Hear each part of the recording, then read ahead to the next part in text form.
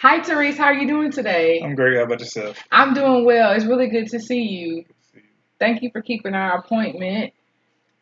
So last week when we talked, you talked to me a little bit about how this week you wanted to talk more about financial planning and just kind of get some financial coaching. So I wanted to get a little bit of background on that and see what's bringing you to that conclusion. What's different now, or what kind of adjustments are you looking to make that you need my services for?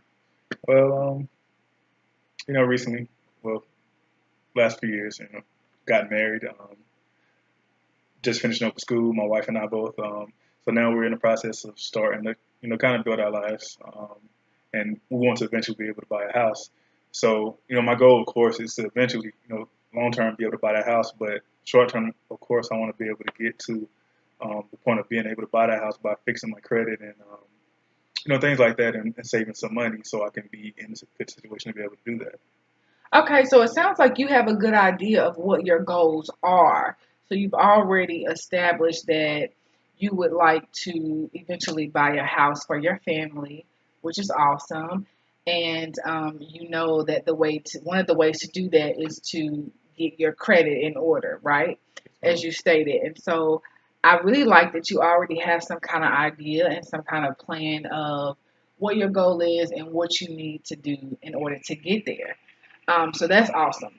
So with me, do you and I'm gonna let you lead, so you let me know. Would you like for me to focus with you more on your short term goal of repairing your credit right now, or would you like to focus on saving? Which way would you like to go initially? Because I noticed that you talked about both. Um, well, I guess initially, I guess the biggest thing is for me is to prepare my credit because I have a lot of credit cards and whatnot from when I was in college and my wife was in college. The biggest thing is going to be for us to prepare our credit and get that in order first. Okay, completely understandable. Well, let's jump right in. You talked about credit card debt that you have. So let's take a moment and let's talk about your income. Okay, Okay. let's start at your income. So tell me, Therese, how much money do you bring home a year? What's your gross salary? Approximately $55,000 a year. Okay, and so what is that per month? That Roughly, give me a rough estimate. We're just doing a quick little estimate of everything so we can just roughly kind of have some numbers. roughly $4,500 a month. About $4,500 a Maybe month. more. I'm not too great with Okay, math. no, that's fine. The 4,500 is fine. Because it's just ballpark figures. We don't have Yeah. to necessarily work with exacts right now because we're just trying to get an idea of where we are and what we need to do in order to get you in a better financial position to buy that house. Right. Okay, so $4,500 a month. Can you tell me a little bit about your monthly expenses? Well, right now, two car payments, my wife as well as mine, as well as car insurance. So that's probably about $630 a month. So we can round it up about 650. Okay, so about $650 a month you spend between car payments and car insurance. Yes, ma'am. Okay, give me a minute so I can write and catch up with you. Okay. All right. All right. What other bills do you pay a month? You said your Um, family. You have child care in the mix right now, Not or currently. My wife is in school as of right now. okay. So no child care. Also, we have rent, excuse me, rent, approximately $900 a month. And of Okay. course, you have other utilities. What would you say your utilities would average out to? Just a rough estimate of your utilities per month. I would say maybe $300. About $300. Yes, ma'am. Okay, that's a fair amount. Any cell phone bills, cable, anything like Well, that? They I would. added my utility cable as well. Oh, So, I apologize. Okay, so um, utilities including cable. yes, yes. Okay, Cell phone bill approximately 150, about 150. and then next is the credit cards. Yeah, let's get into that credit card. debt. Okay. About how many credit cards would you say you have? Probably about 7 credit cards. About 7 credit cards. Okay. Are all of them at your max? Um, Not all of them, Not all of them. Okay. but So you have about 7 credit I cards. do. I do. Okay. And what do you have to pay on those 7 credit cards per month? Um, Altogether, maybe $400 a month. You spend $400 a month in credit card payment. Yes, ma'am. Okay. That's a little steep, huh? It is. It is.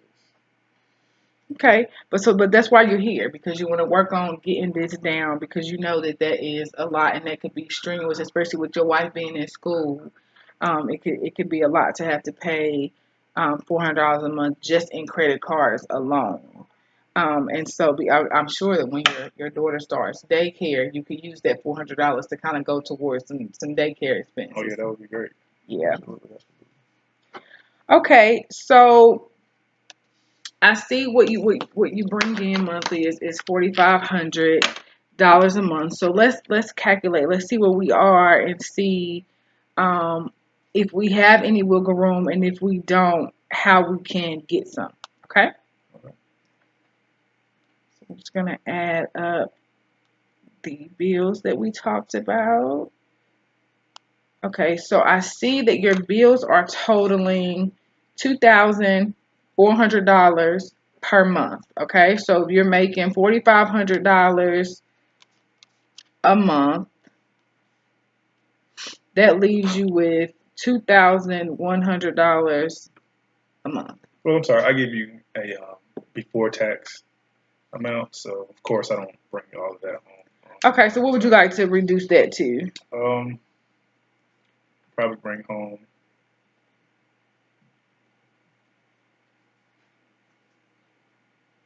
maybe 3,800 a month. Okay, so maybe 3,800 a month. Yes, ma'am. Okay, I'm sorry. Let's go back. 3,800. So your bills are totaling 2,400 a month. So that leaves you with $1,400 per month. That sound about right? I don't Okay. know where my money's going there. 'Cause, well, I guess groceries, other things like that. That kind of thing.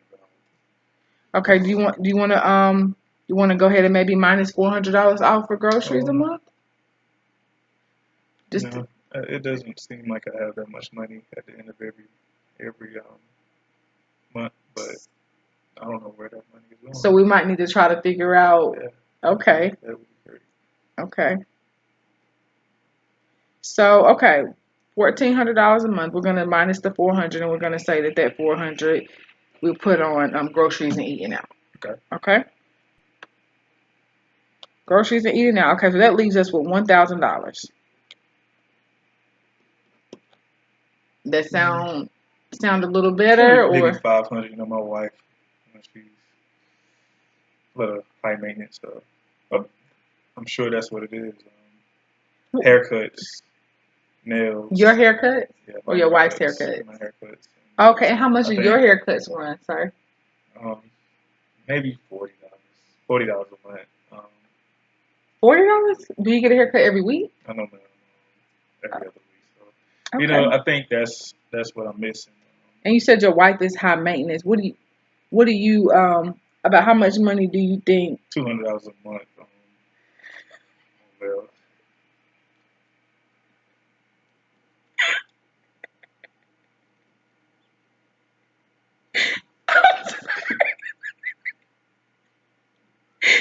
I'm laughing at you, Mr. Berry, because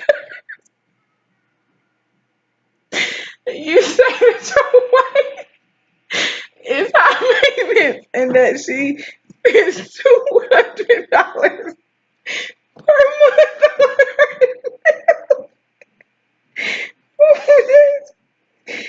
Who, Mr. Brand, please forgive me. I'm so sorry. Okay, so your wife spends $200 a month on her nails while you are just spending a mere $40 a month on your maintenance, which is just your haircuts, right? it's fine. Okay, so We have your just your one. We're deducting still from your 1,000. Okay. So from your 1,000, we're gonna take off $240 for your wife's nails and your haircuts, Okay. and that's gonna leave you with $760 per month. Okay, and then maybe gas, um, maybe another. That's right, because you commute back and forth. Yes, ma'am. Okay. And so how much money a week would you say? How many times do you fill up a week?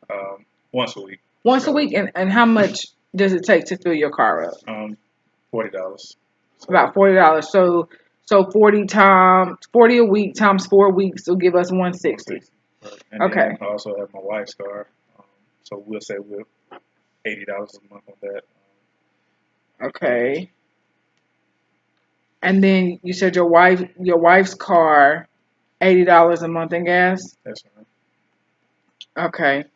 So with that, that's leaving you with $520 a month.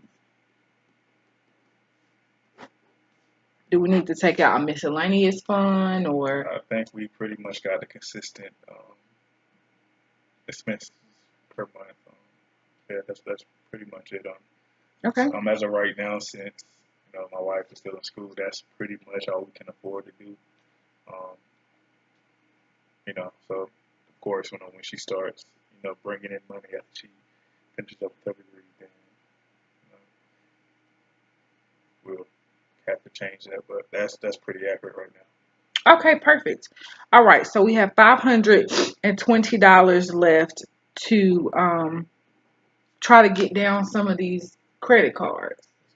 Okay, so with that $520, and you tell me what you think is feasible because I want to make sure that these goals um, are going to work for you. And so what I like to do with goals is to make sure that I have smart goals, that when we're working together that we make sure that your goals are specific, and you have told me that specifically you want to get your credit in a better position so that you can um, afford to get your family a house at a reasonable rate. We want to make sure that they're measurable, that you're able to reach them, that that's a goal that you can attain, that they're relevant, and that we have a specific time frame. So, how much time are we working with getting you ready to get this house? You're trying to get your credit down in the next 4 to 6 months, maybe. That sounds great. I'm trying to do it as soon as possible. Okay. But it all kind of relies on how fast my wife gets to work. So, because right now you can see that 520 isn't too much to be able to knock stuff down. Because of course, then you have other things pop up. So, Right. um, it's kind of hard to say. But of course, I'm trying to do it as soon as possible. So, with us, we really wanted to try to get a house within the next year. So, um, it sounds great to be able to do it within the next 6 months. I would like to be at least well on my way to establishing that great credit. Okay. All right. So we have our time frame, 4 to 6 months. We have our goal that you want to get your credit in a better position. That's something that we can measure because you want to do it, but you have this amount of time that you want to do it in. We know that it's something that you can do. We've assessed your finances and we see at least a rough draft of what is left, and I think that we have something to work with here. So let's start there. Let's start seeing. You tell me if this is feasible for you. Do you think that we can take about you have $520 left? Okay, so of course that's just give or take minus some things. Um, what do you say about maybe taking an extra $200 from this $520 and maybe splitting that amongst your credit cards or your credit cards with the highest balances that have the highest interest? Maybe you take that extra $200 and spread them amongst these credit cards, and let's see what that does for you in the next 3 months. And then, but we'll be monitoring. We'll keep an eye on it, bi-weekly or monthly, whatever is more comfortable for you. But let's see where that takes you. Is that something that you think that you can do? Is that feasible for you and your family? Yeah, I mean, I think we can do that with what we got going on now. I think that would be feasible. But as you said, I mean, we'll see. So I'll give it my best shot and we'll see how that goes. Okay, so are you comfortable with everything that we discussed today? You ready to just go ahead and get in there and see what happens? Yes, ma'am. I think it really opened up my eyes to what I do have, and as your recommendation, I think you know, I guess we'll see how it goes. We'll Okay. see how it goes. All right. Well, great. Well, then I'll plan to meet with you again in about 2 more weeks. Okay. So you just call and schedule. Okay. All right. All right. You have a good one. Nice to see you again. See you. Thank you.